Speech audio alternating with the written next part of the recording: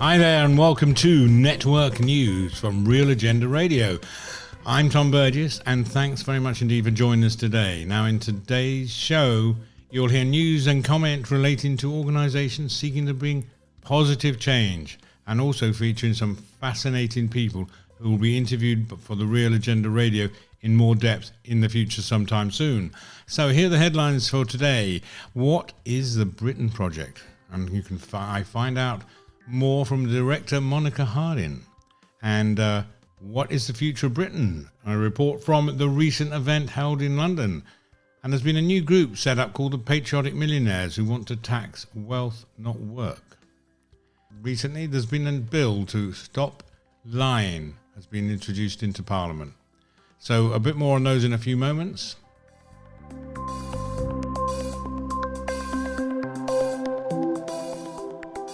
Okay, so let's go. Let's talk about the Britain Project first. Now, the Britain Project describes itself as a convening space for progressives, a non-partisan political movement seeking to build a broad, liberal, progressive coalition built on politics of hope, decency, integrity, fairness, and the common good. The director is Monica Harding, a management consultant and former parliamentary candidate. And now, as I said, we'll be talking to Monica in an upcoming episode on Real Agenda Radio. However, I did manage to have a brief catch-up with her the other day. And there were some familiar faces on the Britain Project's team, including MP Angela Smith, former MPs David Gauke, Rory Stewart and Luciana Berger. And there's Trevor Phillips, the broadcaster and former president of the National Union of Students.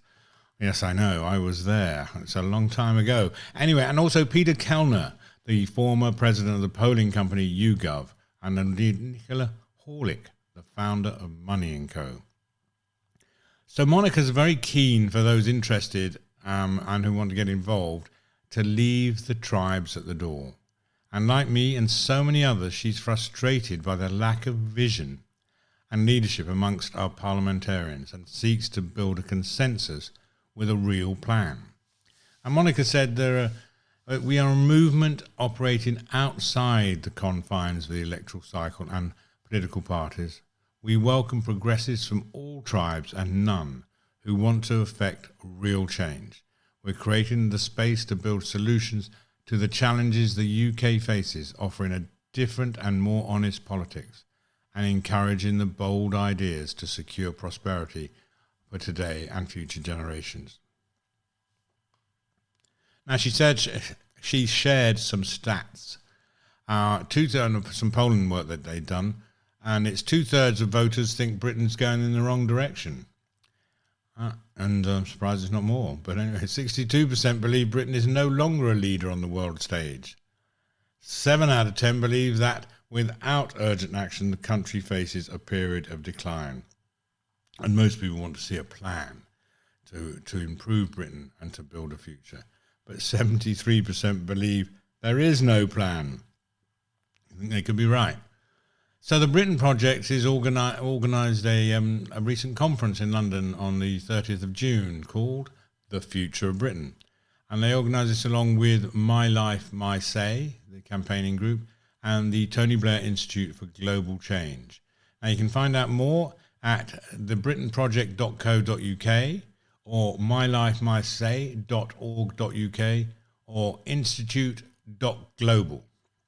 Which brings me to the next item. What is the future of Britain? Well, that's a good question.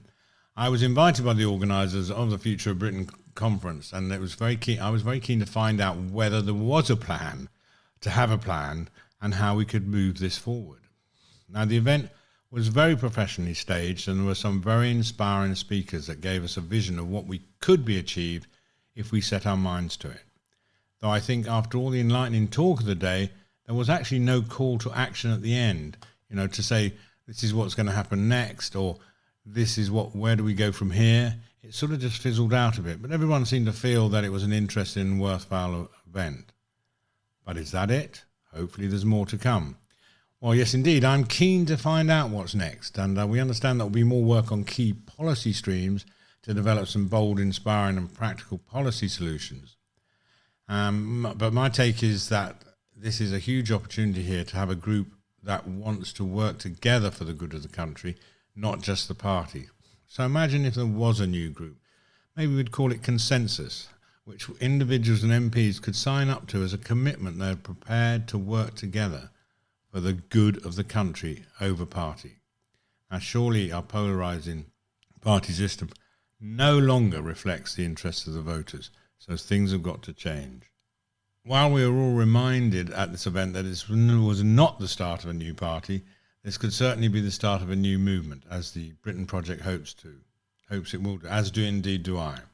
And I remain optimistic that some positive good will come out of this conference and also the work of the Britain Project. So let's actually watch this space and see what happens, and we'll be giving you updates on the Real Agenda Radio so that we know what's going on and how you can get involved or make some input should you want to do that, which I hope you will.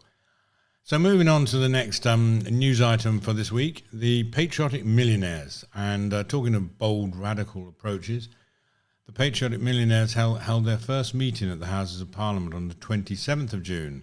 And it was chaired by Prem Seeker, now Lord Seeker, or I think Baron of Basildon.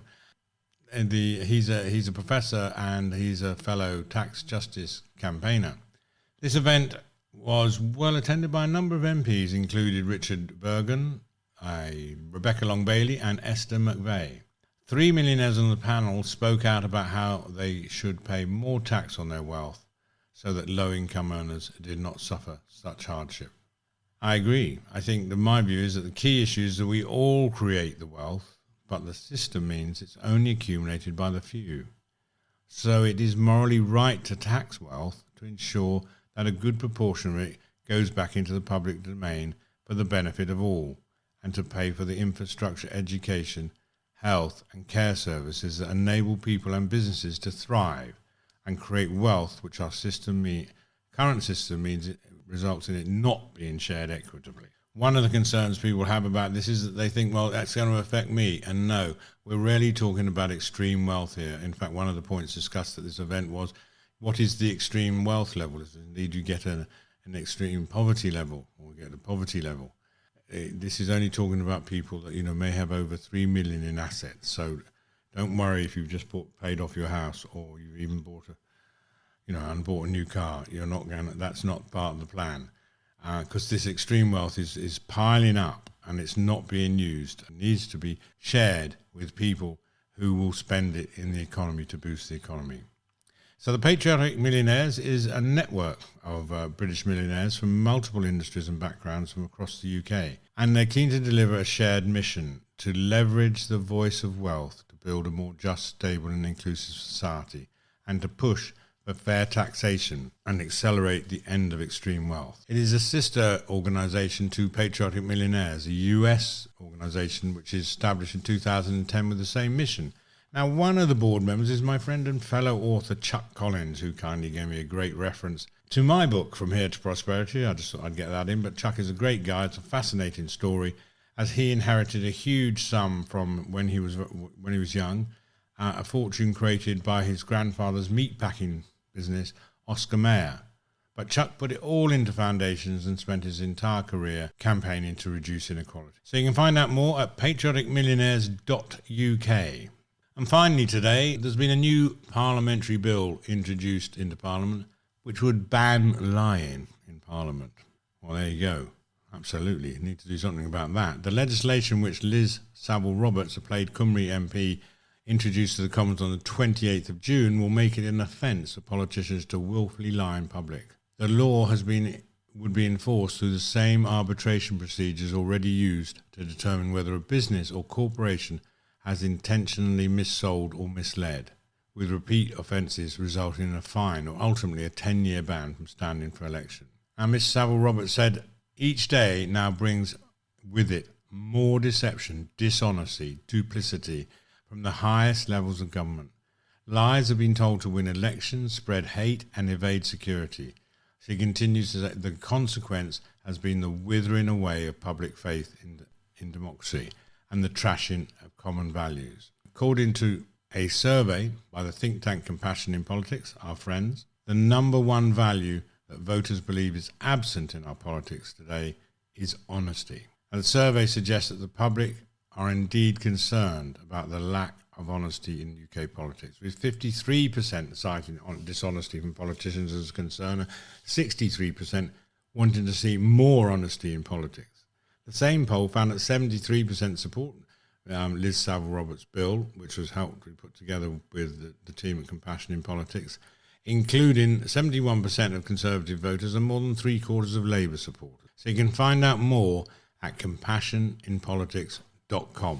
So that about wraps up our short news bulletin for today, but what do you think? You can contact us at info@realagendaradio.org or on Twitter @realagendanet or via our website realagendaradio.org. We'd love to hear your views, and if you'd like a copy of my book, From Here to Prosperity, a new political agenda for sustainable economy and greater social justice, go to fromheretoprosperity.org, or indeed you can buy it on good bookshops and online bookshops too. And it's still a few copies available, but do hurry.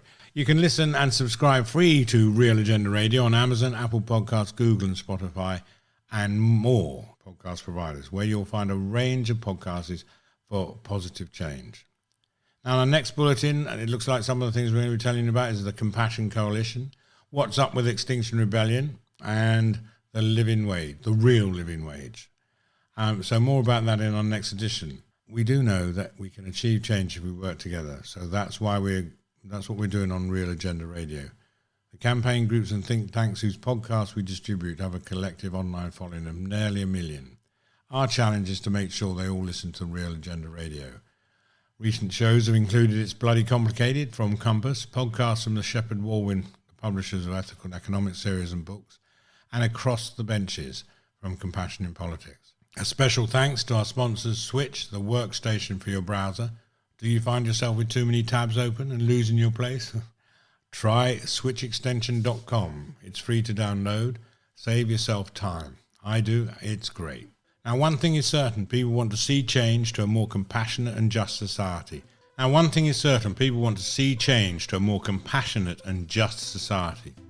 well as more courageous politicians prepared to do the right thing for people over party.